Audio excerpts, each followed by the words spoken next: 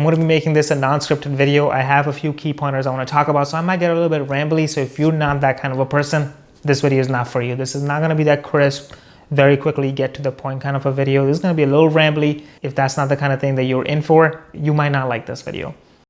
Apple released the new iPad Air yesterday, and while watching the event, I was so amazed by this device, like the edge-to-edge display. I mean, not edge-to-edge, but like the bezels are much smaller. The rounded corners on the display are definitely one of those things. Makes it look a lot more modern. It's not, and those are just like the surface level changes on the inside. They've increased the amount of RAM. They put in the A14 processor, which I think is the fastest processor that exists in the iPad lineup.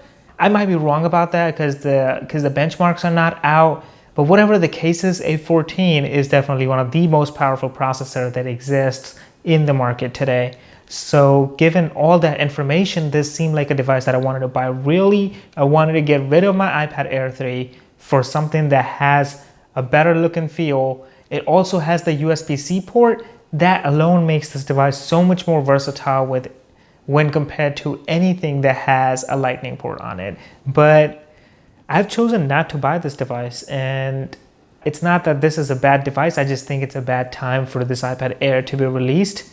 And I just want to talk to you all about how I feel about this iPad and why I'm not buying this iPad. So if that sounds interesting, let's get started. So let's first discuss the new processor. The new processor is the A14 Bionic processor. On the surface level, this is the most powerful processor that Apple makes today. But the problem that I have with this processor is the fact that the older processor with the A12 Bionic processor is very good. I mean, I've never felt that there is an application that is pushing my iPad to a point where it needs more processing power.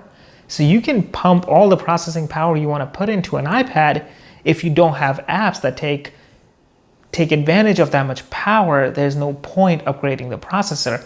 To be honest with you, no application on the App Store today feels like this computer, this iPad Air 3 cannot run.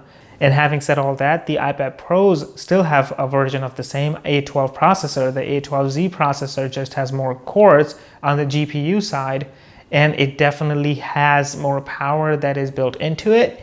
But A12 is no slouch. At least from my understanding or my point of view, processor shouldn't be the reason for you to update your iPad Air. Now let's talk about existing accessories. As somebody who owns an iPhone and an iPad Air 3, there's a ton of things that you've invested in, and it's a lightning port. If I get the new iPad Air, I have to get rid of my keyboard. I have to get rid of my Apple Pencil, and I have to buy a new Apple Pencil and a new keyboard. And if I were to buy the Magic Keyboard, which costs $300, so the iPad Air 4 costs about $600, the Magic Keyboard would cost about $300, and the Apple Pencil will cost about $100. That's a $1,000 investment on something that might not be my main computer ever. And if you want to know why an iPad cannot be my main computer, I will leave a link right here. So if I get rid of my iPad and buy a new iPad, I'm looking at spending $1,000, and I do not think that it's worth that much money. The upgrades are nice to look at, and it's a really good computer. I don't think it's worth it though. Now let's talk about the existing of the iPad Pro 11 inches.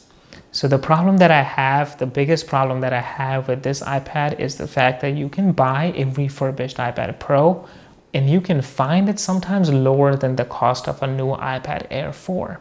And having that said, you also get the 120 Hz display, you get the same 1-year warranty that you would get with an iPad Air 4. So why would you ever go with an iPad Air 4? You can actually look at some old devices on eBay.com, and you can even save more money if you're willing to go that route. So again, iPad Air 4 sounds like a bad investment in my opinion.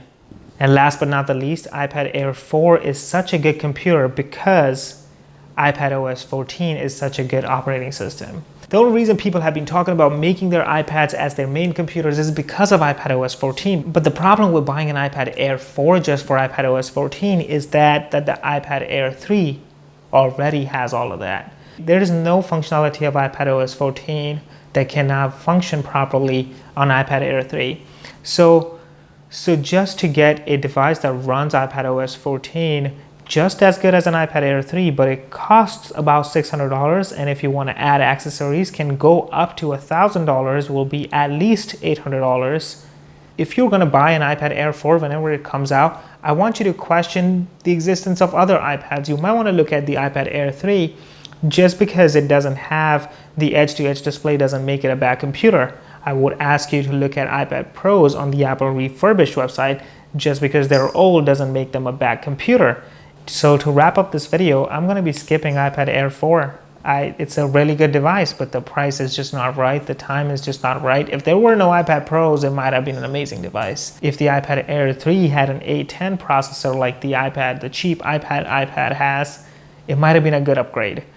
Anyways, if this rambly video was something that you really enjoyed and you really loved it, what is wrong with you? So maybe I should do this more often. Let me know in the comment section.